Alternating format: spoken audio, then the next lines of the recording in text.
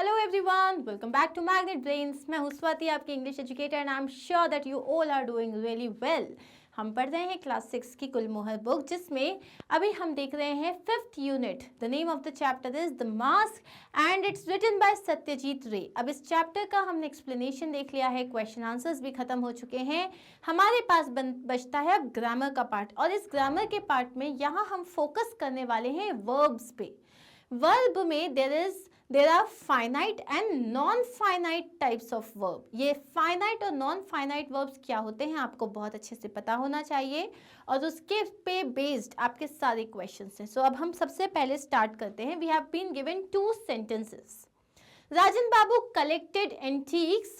They wanted to investigate the matter. Rajan Babu collected antiques. अब यहाँ पे देखो, राजन बाबू कलेक्टेड एंटीक्स का मतलब क्या है कि राजन बाबू एंटीक्स कलेक्ट किया करते थे। कलेक्टेड मतलब कलेक्ट किया करते थे, ओके। और सेकंड है they wanted to investigate the matter, वो लोग मैटर को इन्वेस्टिगेट करना चाहते थे। दोनों सेंटेंस समझ में आए। अब वो बोल रहा है जो पहला सेंटेंस है वो एक फाइनाइट वर्ब है और दूसरा नॉन फाइनाइट वर्ब है, लेकिन कैसे? फाइनाइट वर्ब क्या होता है? फाइनाइट वर्ब जो होता है, प्लीज इसको ध्यान से समझो। हमारे पास 2 वर्ब होते हैं, एक फाइनाइट वर्ब होता है और एक नॉन फाइनाइट वर्ब होता है। फाइनाइट वर्ब जब टेंस बदलता है, जैसे प्रेजेंट हुआ, पास्ट हुआ, फ्यूचर हुआ, तो इसका फॉर्म चेंज हो जाता है। इसका फॉर्म चेंज हो जाता है।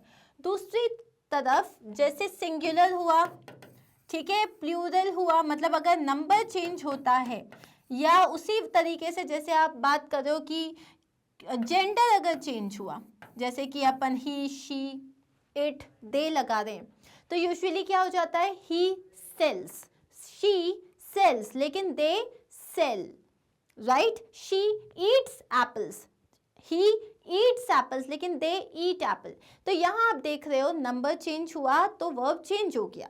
Similarly I ate apple, I am eating apple, I will eat apple. अगर यहाँ पे भी सब जगह आपका वर्ब चेंज हो गया, तो जहाँ पे ये अपने फॉर्म को कंटिन्यूसली चेंज करते रहते हैं, वर्ब अपना फॉर्म चेंज करता रहता है because of tense and because of number and because of gender, उसको हम कहते हैं फाइनाइट वर्ब। उसे हम क्या कहते हैं? Finite verb. लेकिन अब अगर मैंने बोला, एक सेंटेंस में आपको बताती हूं, I like to eat chocolates, ठीक है, I like to eat chocolates. Subject क्या है? आई, वर्ब है लाइक, और मैं क्या बोल रही हूं? To eat chocolates. मुझे क्या काम पसंद है? मुझे चॉकलेट्स खाना पसंद है। तो यहाँ पे you have to understand that अब अगर आई की जगह मैं बोलूं ही, तो हो जाएगा he likes to eat chocolate, he likes to eat chocolate, she likes to eat chocolate, they like to eat chocolate. तो इसका तो फॉर्म चेंज हो रहा है, लेकिन क्या इसका फॉर्म चेंज हो रहा है? नहीं हो रहा है। तो ये जो टू ईट है, चाहे आप बोलो आई यूज टू लाइक, मतलब I liked eating, I like to eat chocolates, I will like to eat chocolates, ना टेंस का फर्क पड़ रहा है, ना नंबर का फर्क पड़ रहा है, ना जेंडर का फर्क पड़ रहा है, कहीं से कहीं तक कोई चेंज नहीं आ रहा है। इसे हम कहते हैं नॉन फाइनाइट वर्ब। इसे हम क्या कहते हैं? Non finite verb, okay. दूसरी चीज, अब इसमें ये जो अब नॉन फाइनाइट वर्ब 3 तरीके के होते हैं। नॉन फाइनाइट वर्ब 3 तरीके के होते हैं। एक होते हैं इन्फिनिटिव्स, एक होते हैं इन्फिनिटिव्स, एक होते हैं जेरेंड्स, ठीक है, और एक होते हैं पार्टिसिपल्स, ठीक है। अब ये जो इन्फिनिटिव्स होते हैं वो वही है जो मैंने अभी आपको समझाया, जहां पे टू प्लस वर्ब का बेस फॉर्म आ जाता है, वर्ब का बेस फॉर्म आ जाता है। I like to play, she likes to play, they like to play, you like to play, we liked to play. तो यहाँ पे टू और उसके बाद जब वर्ब का बेस फॉर्म आता है, इसे हम क्या कहते हैं? इन्फिनिटिव फॉर्म कहते हैं। अब दूसरा होता है जेरेंड्स। जेरेंड्स मतलब जब वर्ब आईएनजी फॉर्म में होता है, उसको हम जेरेंड कहते हैं। जैसे कि singing is my passion, singing is my passion. My question is what is my passion, मेरा पैशन क्या है, what is my passion, singing is my passion. यहाँ पे ये वर्ब नहीं है, ये एक नाउन की तरह एक्ट कर रहा है, राइट यहाँ पे सिंगिंग एक वर्ब की तरह नहीं, नाउन की तरह एक्ट कर रहा है। मैं क्वेश्चन कर रही हूँ व्हाट इज माई पैशन, आप बता रहे हो singing is my passion, singing was my passion, singing will be my passion, singing is your passion. तो अगेन यहाँ पे टेंस का, नंबर का, जेंडर का कहीं कोई रोल है, चेंज हुआ कुछ नहीं हुआ, इन्हें कहते हैं हम जेरेंड्स। और इसके बाद आते हैं पार्टिसिपल्स। ये दो फॉर्म में होते हैं, या तो इसमें आईएनजी लगेगा वर्ब में, या ईडी लगेगा वर्ब में, या ईएन लगता है। बेसिकली वर्ब का थर्ड फॉर्म लगता है, या तो आईएनजी लगेगा। For example I like eating chocolates, मुझे अच्छा लगता है, या फिर फॉर एग्जाम्पल अगर मैं ये बोलूँ that I like broken glasses, मुझे टूटे हुए कांच पसंद है। तो यहाँ जो वर्ड है ब्रोकन, यहाँ जो ये वर्ड है ब्रोकन, क्या ये कोई वर्ब है, वर्ब तो है लेकिन ये एक नॉन फाइनाइट वर्ब है, क्योंकि मुझे कैसा ग्लास पसंद है, मुझे ब्रोकन ग्लास पसंद है। यहाँ पे ब्रोकन एक एडजेक्टिव की तरह काम कर रहा है, एक वर्ब की तरह काम नहीं कर रहा है। कैसा ग्लास है, ब्रोकन ग्लास है, तो ये एक एडजेक्टिव की तरह काम कर रहा है। Similarly I have a, let's say I have a dancing doll, I have a dancing doll। अब मेरे पास एक डॉल है, ये डॉल कैसी है, ये डॉल डांसिंग डॉल है। तो मतलब क्या हो गया कि ये यहाँ पे एक एडजेक्टिव की तरह एक्ट कर रहा है। अंडरस्टूड? तो ये होते हैं हमारे participles. Clear with this much? तो अब ये जो सेंटेंसेस हैं इसमें है राजन बाबू कलेक्टेड एंटिक्स। तो राजन बाबू ने एंटिक्स कलेक्ट किए थे, कलेक्ट कर रहे होंगे, तो इस कलेक्टिंग, वॉज कलेक्टिंग, तो ये चेंज हो रहा है वर्ब, तो ये हो गया फाइनाइट वर्ब। लेकिन ये एक इन्फिनिटिव फॉर्म है, तो ये हो गया नॉन फाइनाइट वर्ब। आया समझ में? ये हो गई हमारी बात। तो हमने यहाँ पे फाइनाइट और नॉन फाइनाइट समझ लिए। सिमिलरली ये सेंटेंसेस देखो, ही collected coins when he was a child. So he collected coins when he was a child, ये एक फाइनाइट चीज़ है कि हाँ भैया वो किया करता था। He collects antiques these days, his friend collect. तो यहाँ पे वो बता रहा है किस तरीके से फॉर्म चेंज होता जा रहा है। अब इसमें हमें बताया कि इन्फिनिटिव, जेरेंड, पार्टिसिपल, जो मैंने अभी आपको एक्सप्लेन किया कि 3 तरीके के होते हैं। टू और बेस फॉर्म को इन्फिनिटिव बोलते हैं। जेरेंड मतलब क्या होता है, जहाँ पे आईएनजी फॉर्म होता है जो कि एक नाउन की तरह काम करता है। और पार्टिसिपल मतलब या तो आईएनजी फॉर्म में होता है, या तो थर्ड वाला जो होता है डी, ईडी या ईएन के फॉर्म में होता है। ये यूजुअली जो है ये एक एडजेक्टिव की तरह काम करता है। ठीक है, अब क्वेश्चन क्या है आपके पास? क्वेश्चन ये है, look at the highlighted words, और जो हाईलाइटेड वर्ड्स हैं वो फाइनाइट है या नॉन फाइनाइट है वो हमें मार्क करना है। She decided that she would take up knitting as a hobby. She decided that she would take up knitting as a hobby, तो उसने डिसाइड किया था। अब ये जो डिसाइडेड है ये तो चेंज भी हो सकता है, she is deciding, she was deciding, change हो सकता है। तो ये तो आ गया आपका finite. That she would take up knitting as a hobby, she would take up something as a hobby, कोई चीज है, निटिंग एक चीज है, यहाँ पे नाउन की तरह एक्ट कर रहा है, तो ये हो जाएगा नॉन फाइनाइट। आईएनजी ये क्या है, आईएनजी वाला क्या होता है, जेरेंड्स होते हैं। नेक्स्ट क्या है, they have been waiting for the doctor patiently, they have been waiting. अब ये जो हैव बीन वेटिंग है, यहाँ पे ये पूरा जो है प्रेजेंट परफेक्ट कंटिन्यूस टेंस बता रहा है। They waited, they will be waiting, they have been waiting, तो ये एक फाइनाइट वर्ब है। ये कौन सा हो गया, फाइनाइट वर्ब हो गया। नेक्स्ट है, to explore this place you need a map. To explore this place, to do what, to explore, यहाँ पे ये एक इन्फिनिटिव फॉर्म है। You need a map, you will need a map, you needed a map, ये एक non finite है। तो पहला वाला तो फाइनाइट है, दूसरा वाला नॉन फाइनाइट है। यहाँ पे whom did you talk on the phone just now, तुमने अभी फोन पे किससे बात की थी, whom did you talk to on the phone। so talk, you talk, they talk, we talk, did जो है ये टेंस के हिसाब से बदलेगा, टॉक नहीं बदलेगा। तो यहाँ पे क्या हो गया, ये यहाँ पे फाइनाइट और दूसरा वाला नॉन फाइनाइट। ठीक है, नेक्स्ट देख लेते हैं।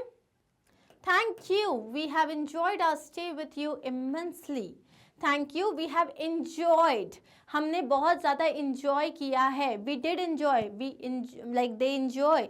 सो यहाँ पे वी हैव इंजॉयड, अगेन ये बता रहा है, प्रेजेंट परफेक्ट टेंस को बता रहा है।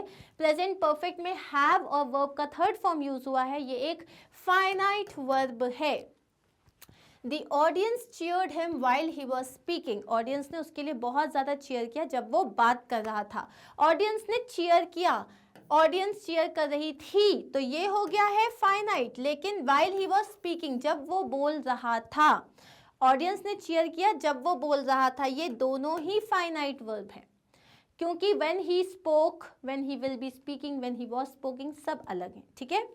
नेक्स्ट आता है आपके पास question, we have learn that one kind of non finite verb is infinitive. For example to run, to work, ये सब इन्फिनिटिव में आते हैं, ठीक है। अब आपको यहाँ पे देखो sentence, to solve a mystery is not easy, mystery को सॉल्व करना आसान नहीं है। To wake up to a mass face was very frightening, solving a mystery is not easy, waking up to a mass face was very frightening. Basically यहाँ पे दोनों sentence का मतलब एक ही है, एक जगह इन्फिनिटिव फॉर्म यूज हुआ है और एक जगह पार्टिसिपल फॉर्म यूज हुआ है।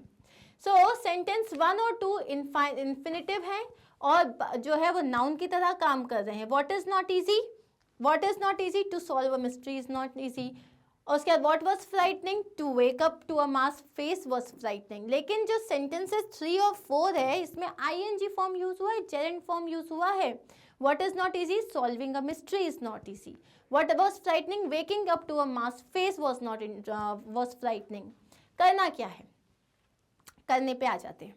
भाई आपको 2 सेंटेंसेस दिए हुए हैं, उन दोनों सेंटेंस में आपको करना क्या है, आपको बताया हुआ है किस तरीके से स्टार्ट करो, या तो जेरेंट से स्टार्ट करना पड़ेगा और या तो इन्फिनिटिव से स्टार्ट करना पड़ेगा। सही तरीका आपको आना चाहिए दोनों सेंटेंसेस को ज्वाइन करने का। तो देखते हैं। I heard that she has gone to see a doctor. मैंने सुना है कि वो डॉक्टर को दिखाने के लिए गई है। She overate last night. She overate last night. मतलब उसने ज़्यादा खा लिया था last night. It wasn't a good idea. और ये सही नहीं था, ये सही आइडिया नहीं था। उसने ज़्यादा खा लिया था, वो डॉक्टर को दिखाने के लिए गई है। अब ओवर ईटिंग से सेंटेंस स्टार्ट करना है, तो हम क्या बोलेंगे, over eating last night was not a good idea. Over eating last night was not a good idea. अब ये सेकेंड सेंटेंस को आपको चेंज करना था। अब दूसरा देख लेते हैं। Could you tell me how to get to the principal's office quickly? तो आपने एक आंसर क्या दिया, go down that corridor, that would be the shortest way. तो उस जो कॉरिडोर है उससे नीचे चल जाओ, वो सबसे छोटा रास्ता है। अब इसको अगर मुझे कंबाइन करना है तो मैं बोलूँगी going down that corridor would be the shortest way. Going down, वहाँ से नीचे जाते हुए वही शॉर्टेस्ट वे होगा, तो हम क्या बोलेंगे, going down that corridor would be the shortest way. Next है, I heard you met Akash last evening. मैंने सुना है तुम लास्ट इवनिंग आकाश से मिले। I met him after a long time. It was just wonderful. मैं बहुत सालों बाद मिला था और वो बहुत ही ज़्यादा wonderful मीट थी। अब आपको इसको बोलना है, yes to meet से स्टार्ट करना है। Yes to meet Akash after a long time was just wonderful. Yes to meet Akash after a long time was just wonderful. अब यहाँ हमने क्या किया है, infinitive form यूज किया है, ठीक है। आगे बढ़ते हैं। You look very tired. We traveled for 16 hours. It has made us feel quite exhausted. अब किसी ने पूछा तुम बड़े टायर्ड लग रहे हो, मैंने बोला हमने भाई 16 आवर्स ट्रैवल किया है, उससे हम काफ़ी ज़्यादा एग्जॉस्ट हो चुके हैं। सो हम क्या बोलेंगे, travelling for 16 hours has made us feel quite exhausted. दोनों सेंटेंस को हमने कंबाइन किया, हमने क्या बोला, travelling for 16 hours has made us quite exhausted. Okay. Did he let the children travel alone to Delhi? He let the children travel alone. It was a bold decision. उसने बोला हाँ, उसने बच्चों को अकेले ही दिल्ली भेज दिया, बड़ा bold decision था ये। तो अब यहाँ पे होगा yes to let the children travel alone was a bold decision. Yes to let the children travel alone was a bold decision. अब यहाँ पे क्या बोल रहे हैं, we can use the ING, ED और EN forms of verbs at adjectives before nouns. मतलब हम पार्टिसिपल्स की बात कर रहे हैं। जैसे रिटायर्ड लाइफ, कैसी लाइफ, रिटायर्ड। थ्रेटनिंग लेटर, कैसा लेटर, थ्रेटनिंग। डिस्टर्बिंग न्यूज़, कैसी न्यूज़, डिस्टर्बिंग। फॉलन ट्री, कैसा ट्री, गिरा हुआ, फॉलन।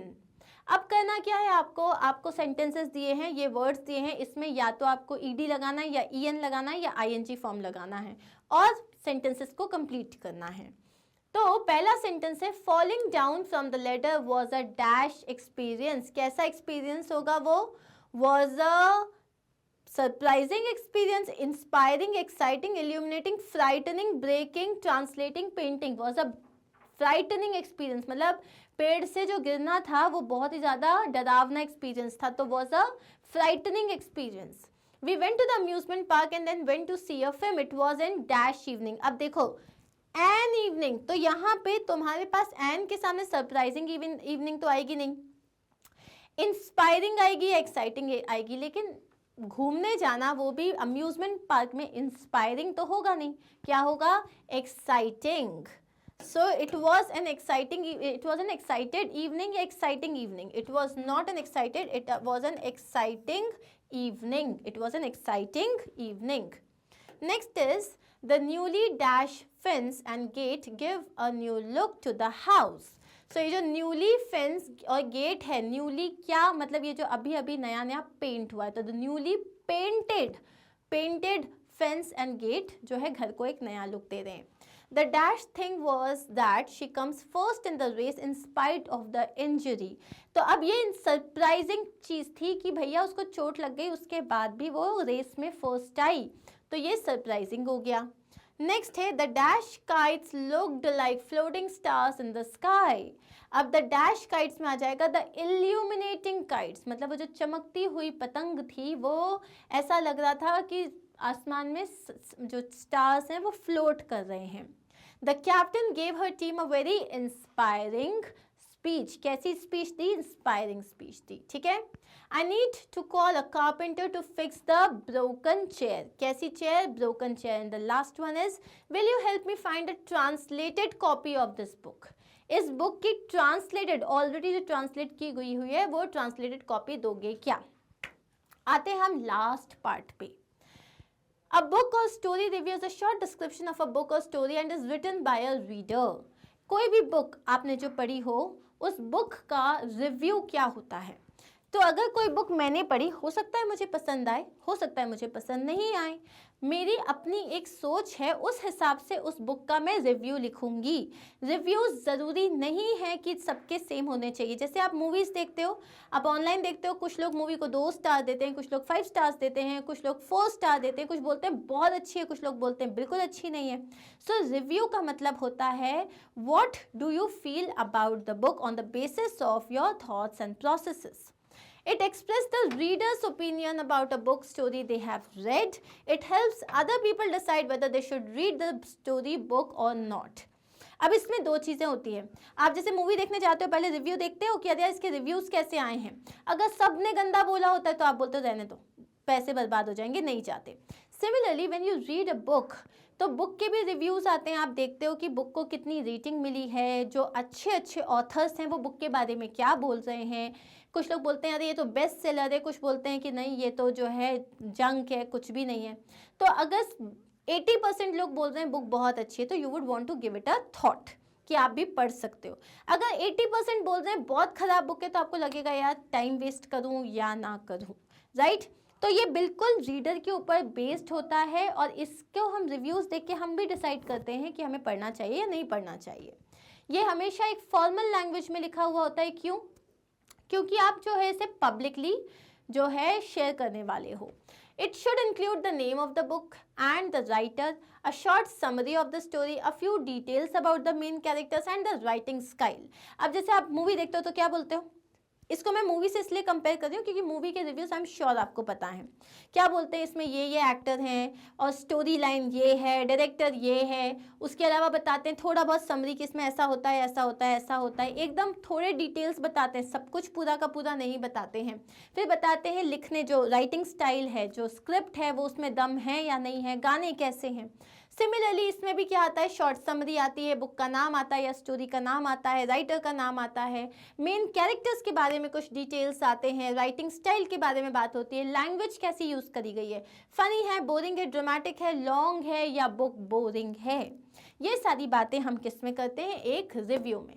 करना क्या है आपको आपकी जो भी फेवरेट बुक है, चाहे वो हैरी पॉटर है, चाहे वो क्रॉनिकल्स ऑफ नार्निया है, any book that you have read, उस पे आपको एक रिव्यू लिखना है।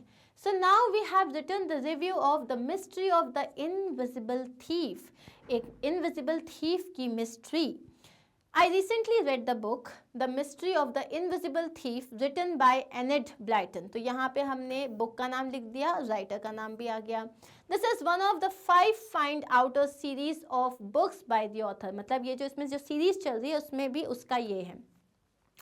The book is about 5 children, Fatty, Larry, Pip, Daisy and Bets and their little dog Buster।